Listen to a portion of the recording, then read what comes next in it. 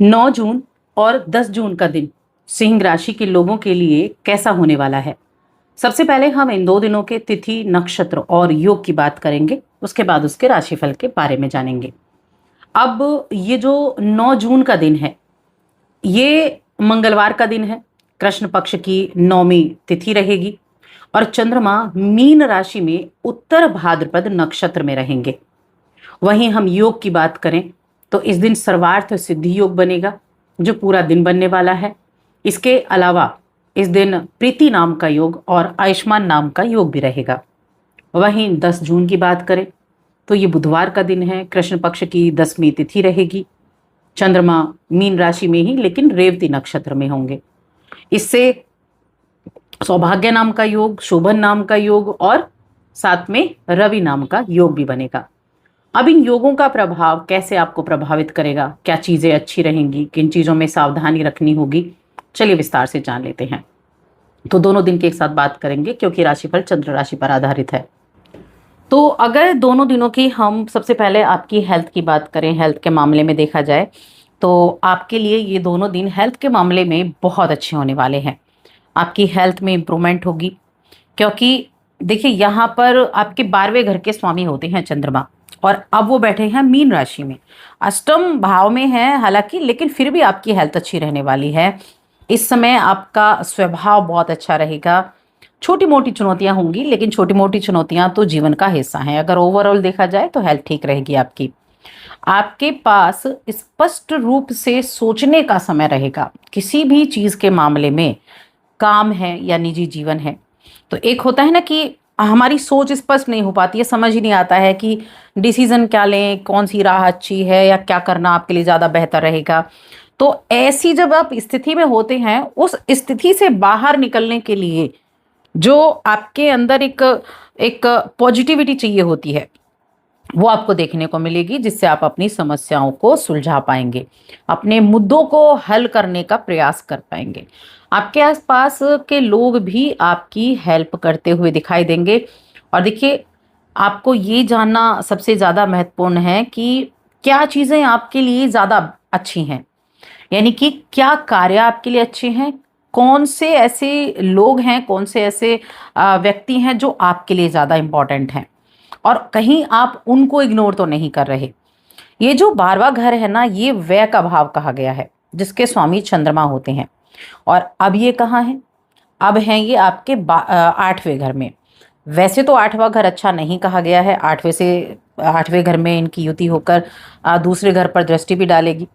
और ये जो 8वां घर है, ये नीच का घर होता है चंद्रमा के लिए, लेकिन नीच का घर वृश्चिक राशि होती है। अभी ये बैठे कहाँ है? गुरु की राशि में बैठे हैं। तो इस दौरान कुछ शुभ चीज़ों की तरफ भी आपका मन लगा रहेगा।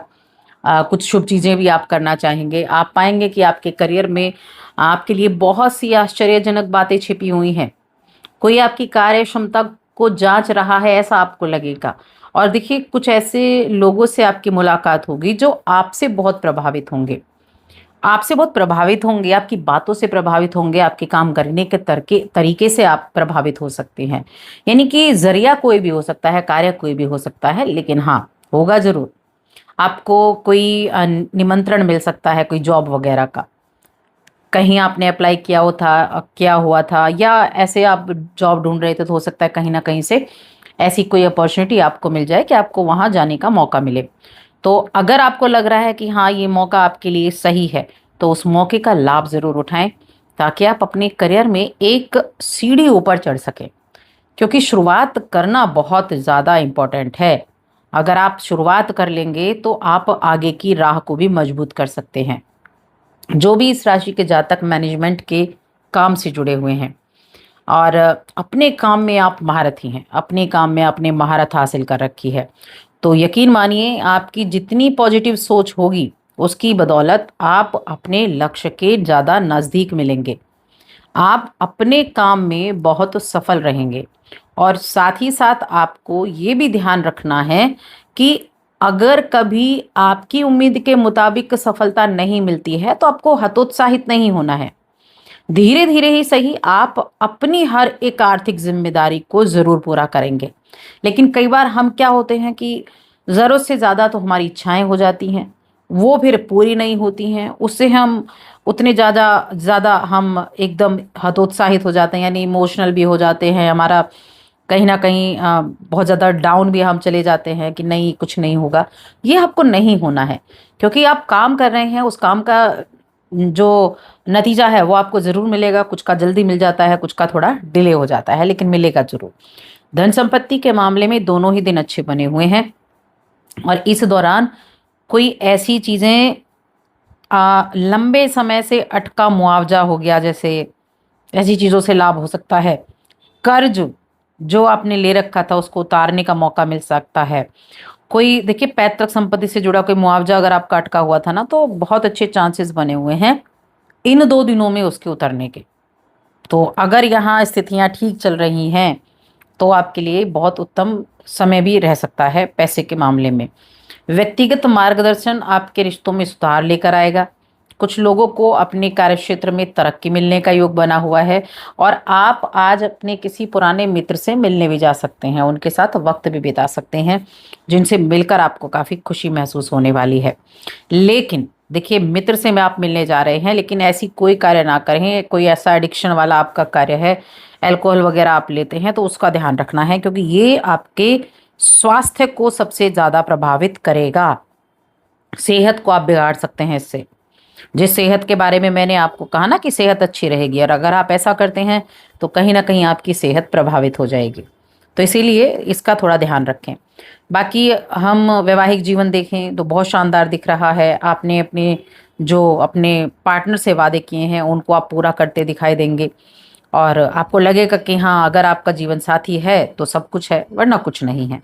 यही चीज़ें हम प्रेम जीवन में देखें तो आप दोनों के बीच में अगर छोटा मोटा तनाव उत्पन्न हुआ था, तो आप अपने एक दूसरे की बातों को ध्यानपूर्वक सुने कि वो आपसे कहना क्या चाहते हैं, कहना क्या चाहता है, आप आपसे क्या अपेक्षा रखता है। आप उनकी बातों में दिलचस्पी दिखाएं, व्यक्त करें आप भी। फिर देखिए आपका रिश्ता कितना महक उठेगा, और अपने जो एकदम रिश्ता नीरस पड़ जाता है या आप बड़े बचने लगते हैं चीज़ों से, ये चीज़ें दूर हो जाएंगी। अब हम बात करते हैं शिक्षा की, कि शिक्षा के मामले में कैसा रहेगा। तो देखिए यहाँ शिक्षा की अगर मैं बात करूं, तो आपके लिए शिक्षा के स्वामी शनिदेव भी होते हैं, जो 8वें घर में बैठे हुए हैं।